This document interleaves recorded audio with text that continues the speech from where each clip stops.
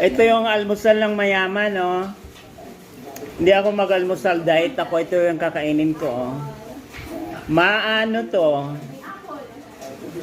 Nangka, pang mayaman to. Kaya wag na kayo magtaka, ha? Almusal ko to, diet ako ngayon.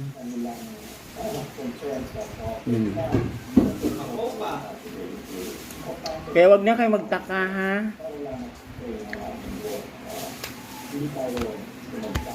Ipopost ko mga alas 12. Sabi ni ano, ay nako, umipal na naman. Ano sabi? Eh, yung mga basher ko,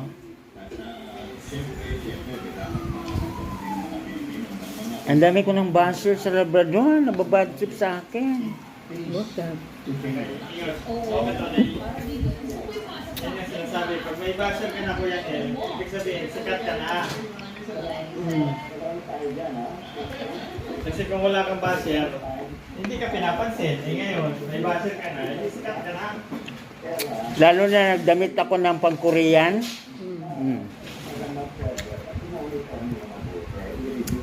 Hoy mga kapwa, kumain kayo ng ano ha, ng ka. Hindi naman live yan. Kala ko lang.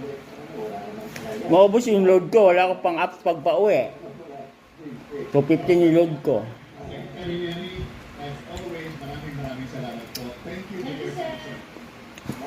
Ito na yung almusal ng pangmayaman na bahay.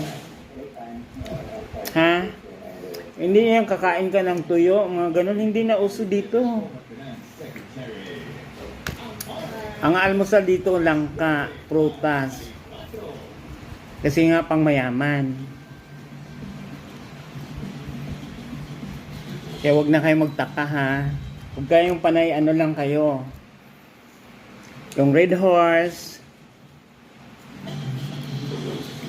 Ang sarap.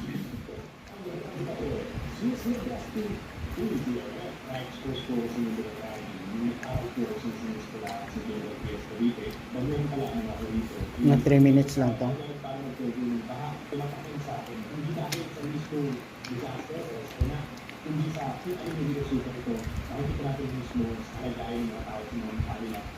Ay mga kapwa. Ayan o.